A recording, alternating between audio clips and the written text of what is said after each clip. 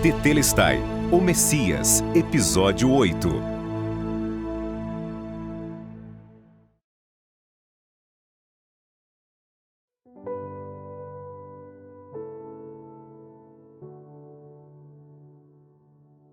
Em Gênesis 3,15, Deus prometeu a Adão e Eva que um dia um filho nascido sem pai humano esmagaria o poder de Satanás. Milhares de anos mais tarde, o anjo Gabriel anunciou a uma virgem chamada Maria que ela daria à luz a um filho. Embora este fosse o cumprimento da profecia que eles estavam esperando, o libertador prometido veio de uma maneira inesperada. O próprio Deus tomou forma humana. O Criador se tornou parte da sua criação.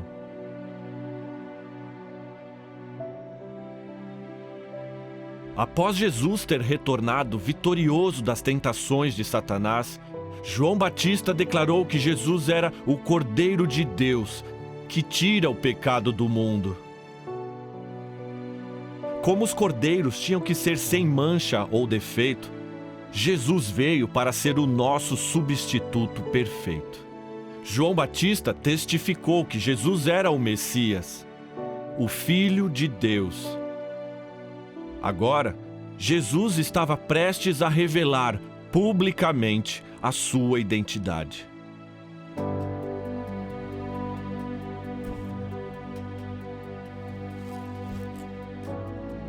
Depois do batismo e tentação de Jesus, ele escolheu 12 homens para acompanhá-lo. Esses homens eram conhecidos como discípulos, uma palavra que simplesmente significa aprendiz.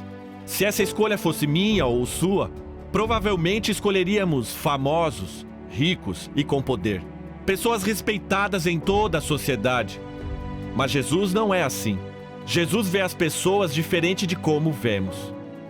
Alguns que Jesus escolheu como discípulos eram simples pescadores. Um era um zelote, membro de um partido oposto aos romanos. E outro homem trabalhava para os romanos como cobrador de impostos. Pessoas que normalmente seriam inimigas sentaram lado a lado, ouvindo Jesus ensinar. Jesus quebrou todas as barreiras sociais, étnicas e raciais. E esses discípulos deixaram tudo para seguir Jesus. Jesus demonstrava amor e misericórdia que não eram deste mundo. Jesus voltou para a Galiléia no poder do Espírito e espalhou a sua fama por toda a região. Ensinava nas sinagogas e todos os elogiavam. Jesus começou a ensinar no sábado, nas sinagogas. Sinagogas eram construções nas quais os israelitas, ou judeus, se encontravam para adorar a Deus. Diversos homens se revezavam lendo passagens e explicando-as diretamente da palavra de Deus. Lucas 4,16 nos fala que Jesus estava na sinagoga em Nazaré.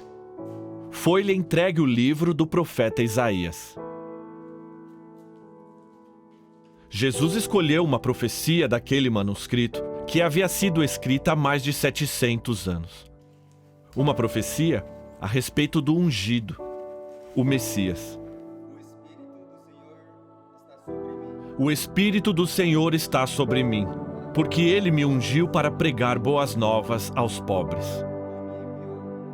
Ele me enviou para proclamar liberdade aos presos e para recuperar a visão dos cegos, para libertar os oprimidos e proclamar o ano da graça do Senhor. Depois de ler isto, Jesus sentou. Os olhos de todos naquele lugar estavam nele, e o que ele disse em seguida os chocou. Hoje se cumpriu a escritura que vocês acabaram de ouvir. Jesus disse que ele era o cumprimento da profecia. Ele era o ungido que eles esperavam. Jesus anunciou que ele era o Messias. Acha que eles ficaram felizes em ouvir essa notícia? Não ficaram. Lucas 4:22 diz que perguntaram: não é este o filho de José? Não podiam acreditar que aquele menininho que brincava nas suas ruas, que havia crescido, trabalhado e vivido entre eles, poderia ser o libertador prometido. Questionavam: como um filho de um carpinteiro pode dizer que é o Messias? Sabe, o que não percebiam era que Jesus não era o filho de José. Jesus era o filho de Deus. Talvez você esteja pensando: bem, qualquer um pode afirmar ser o Messias e também dizer que é Deus, mas existe alguma prova? Ao examinar a vida de Jesus, nas 4 biografias sobre ele, você verá que ele fez coisas fenomenais que nenhum humano normal poderia fazer. São chamados de milagres. Os seus milagres eram eventos sobrenaturais que demonstravam seu poder. Nenhuma vez Jesus usou seus poderes sobrenaturais para sua própria comodidade. Antes, esses milagres vieram sustentar a sua afirmação de que ele era o Messias. Na verdade, João 10:24 diz que em uma ocasião, os judeus reuniram-se ao redor dele e perguntaram: até quando nos deixará em suspense? Se você é o Cristo, diga-nos abertamente. Jesus respondeu: eu já lhes disse, mas vocês não creem. As obras que eu realizei em nome do meu Pai falam por mim. Os milagres que Jesus realizou autenticaram a sua mensagem e provaram ao mundo inteiro que Jesus era quem ele afirmava ser. A vida dele era caracterizada por poder divino e autoridade. E muitos dos milagres que Jesus realizou demonstravam o seu poder sobre o mundo espiritual. Lembre-se que Satanás e os seus demônios tinham sido anjos bons, que se corromperam e se rebelaram contra Deus. Mas lembre-se também que a Bíblia diz que um dia eles serão julgados por essa rebelião, sendo lançados no lago de fogo. Mas até esse dia, Satanás e os demônios estão fazendo tudo o que podem para nos afastar de Deus e, por fim, destruir-nos. A Bíblia relata ocasiões onde demônios causaram mutismo, cegueira e até insanidade. Demônios têm levado as pessoas a se mutilarem, a viverem como animais incontroláveis ou a se matarem. Somos apresentados ao poder de Jesus sobre os demônios em uma cidade chamada Cafarnaum, em uma reunião religiosa.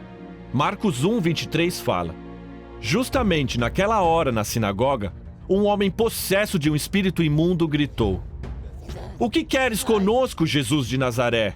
Vieste para nos destruir? Sei quem tu és, o Santo de Deus. O demônio sabia que Jesus, por ser o Santo de Deus, tinha poder para destruí-lo. Imediatamente depois do homem ter clamado, Jesus ordenou ao demônio: cale-se. E então, enquanto toda a sinagoga olhava, Jesus ordenou ao espírito impuro: saia dele. O espírito imundo sacudiu o homem violentamente e saiu dele gritando. Todos ficaram tão admirados que perguntaram uns aos outros: o que é isto? Um novo ensino e com autoridade. Até aos espíritos imundos ele dá ordens e eles lhe obedecem.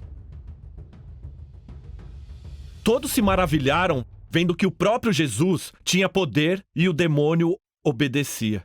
Jesus não clamou a um poder superior, ou realizou uma cerimônia para tentar apaziguar ou manipular o demônio.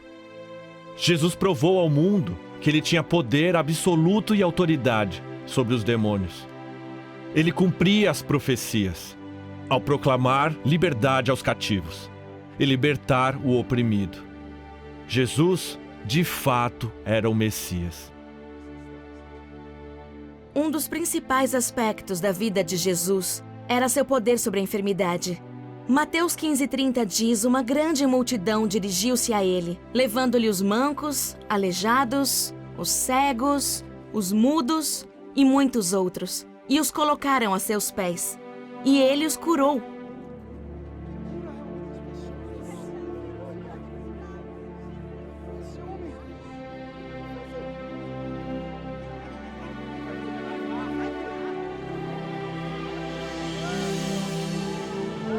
O povo ficou admirado quando viu o mudo falando, o aleijado curado, o manco andando e o cego vendo, e louvaram o Deus de Israel. Este poder sobre a enfermidade era mais uma prova de que Jesus era realmente o Messias prometido. Mateus 8, 16 e 17 relata que Jesus curou todos os doentes. E isso aconteceu para que se cumprisse o que dissera Isaías. Ele tomou sobre si nossas enfermidades e sobre si levou as nossas doenças. Jesus curou homens, mulheres, jovens e velhos. Não era uma multidão para Jesus. Cada pessoa tinha um rosto, e cada rosto tinha um nome, e ele conhecia a todos. Jesus alcançou os necessitados, os feridos e os excluídos. Ele demonstrou amor e compaixão como ninguém no mundo jamais viu.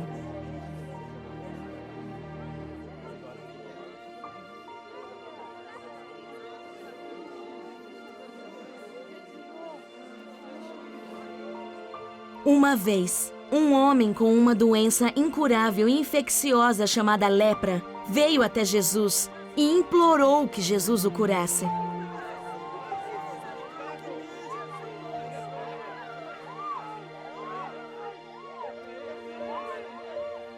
Diferentemente de outros, Jesus não fugiu dele, nem se afastou com aversão.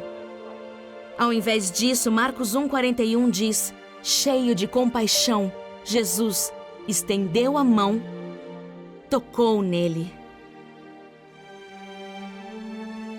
Imediatamente, o homem foi totalmente curado. Por quanto tempo ele estava com lepra? Há quanto tempo ninguém tocava nele? Jesus veio para abraçar o rejeitado, curar o doente e tocar o intocável. Pessoas vinham de toda a parte, só para ver Jesus. Uma vez, Jesus estava rodeado por uma grande multidão. Marcos 6 diz: ele teve compaixão deles, porque eram como ovelhas que não têm pastor. Então começou a ensinar-lhes muitas coisas.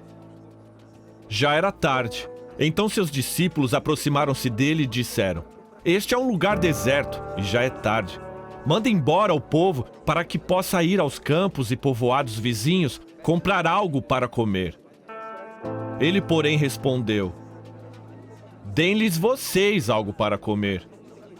Os discípulos ficaram chocados. Seria necessário o equivalente a 8 meses de salários para comprar comida para todas aquelas pessoas. Mas Jesus os surpreendeu novamente, falando para irem entre a multidão e ver quanta comida havia.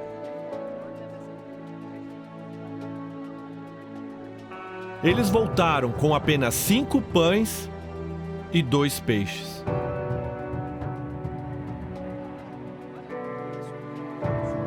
Tomando os 5 pães e os 2 peixes, e olhando para o céu, deu graças e partiu os pães.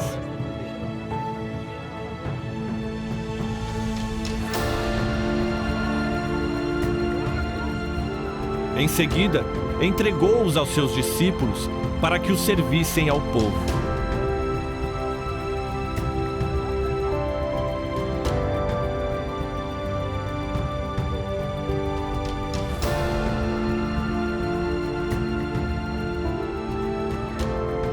E também dividiu os 2 peixes entre todos eles.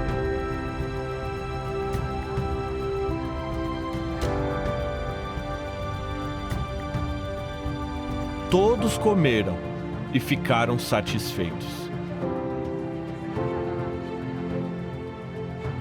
Mas não só isso.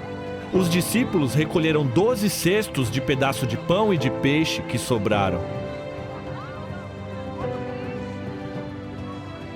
Os que comeram foram cerca de 5.000 homens, sem contar mulheres e crianças. Depois de ver o sinal miraculoso que Jesus tinha realizado, o povo começou a dizer: sem dúvida, este é o profeta que devia vir ao mundo. Deus havia prometido que quando o Messias viesse ao mundo, seria um profeta, como o profeta Moisés. Alguém que traria ao povo a palavra de Deus e os libertaria. E ao verem os sinais miraculosos que realizou, disseram: é ele! E estavam certos. Jesus é o cumprimento desta profecia.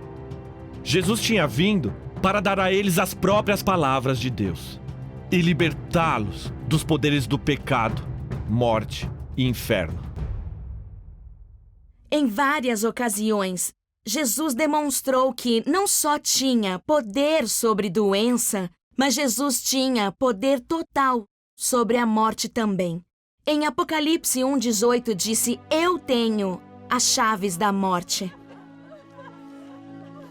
Uma vez, quando Jesus estava perto da cidade de Naim, Lucas 7:12 nos conta: estava saindo o enterro do filho único de uma viúva.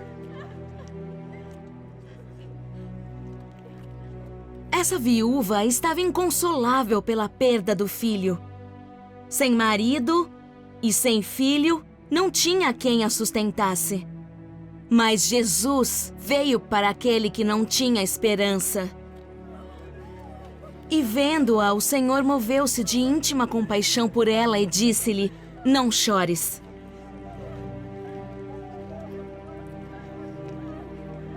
Aproximou-se e tocou o caixão, e os que o carregavam pararam. Jesus disse: jovem, eu lhe digo, levante-se.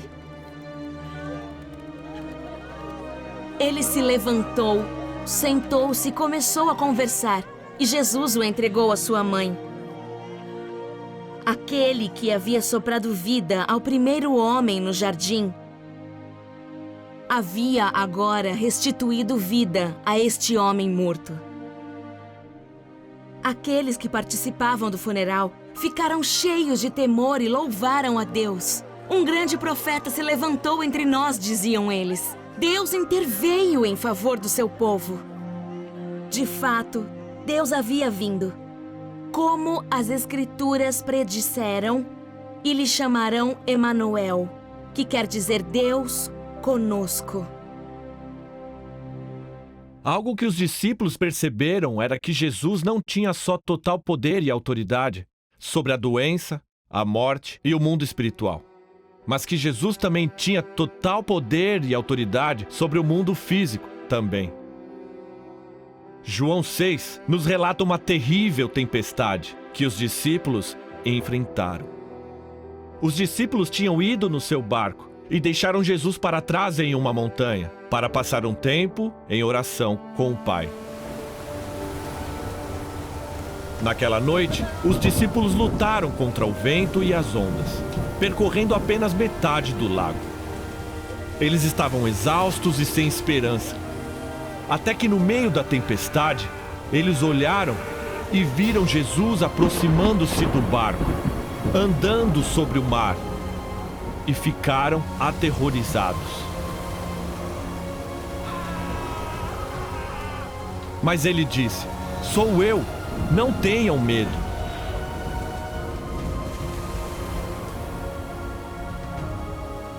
Então, se animaram a recebê-lo no barco, e logo chegaram à praia, para a qual se dirigiam.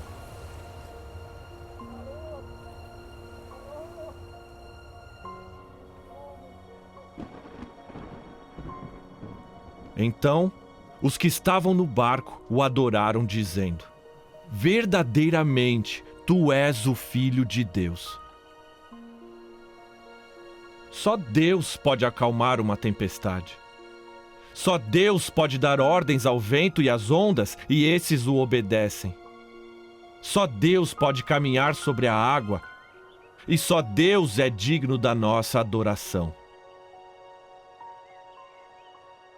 Ao examinar as 4 biografias de Jesus, verá que a vida dele demonstrou que ele era, de fato, Deus.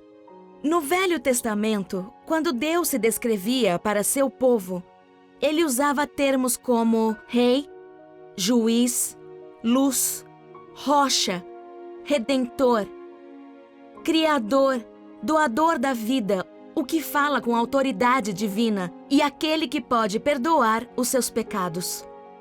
No Novo Testamento, cada um desses termos que falei é aplicado a Jesus.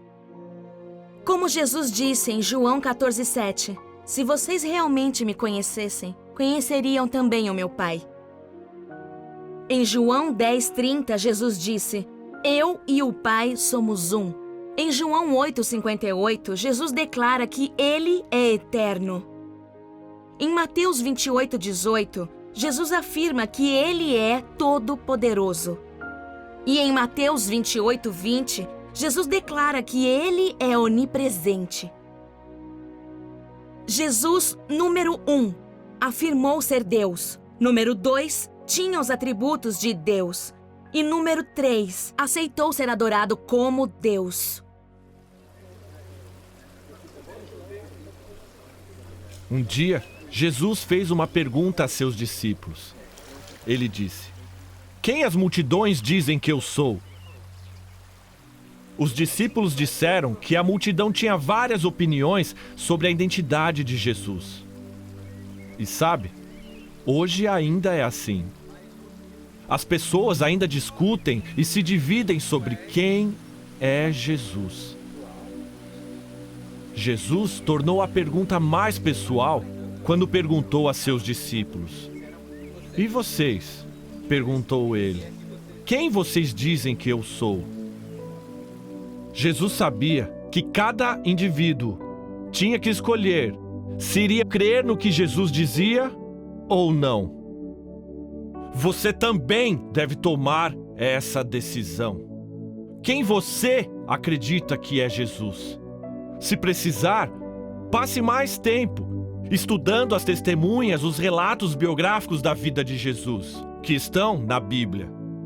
Vendo as afirmações de Jesus e os milagres que as autenticam, você também chegará a uma conclusão.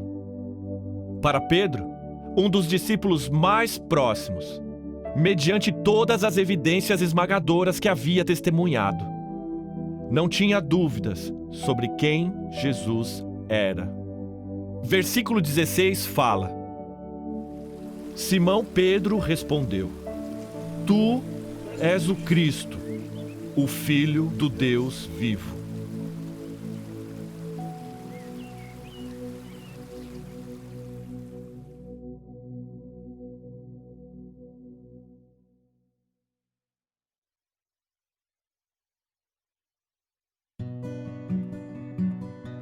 A vida de Jesus foi marcada pelo seu poder sobrenatural. Esses milagres eram evidências que reforçavam suas afirmações de ser o Messias, o Filho de Deus.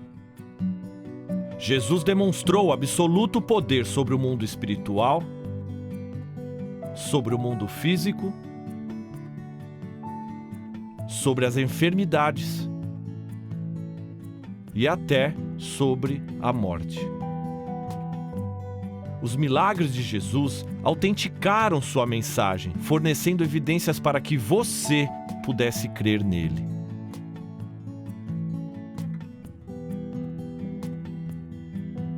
Jesus aproximou-se das pessoas, independentemente de sua classe social, raça ou etnia. Elas não eram uma multidão para Jesus. Cada pessoa tinha um rosto e cada rosto tinha um nome. E a sua oferta de vida era a mesma para todos. A oferta de vida de Jesus é a mesma hoje. Ele está vindo ao seu encontro.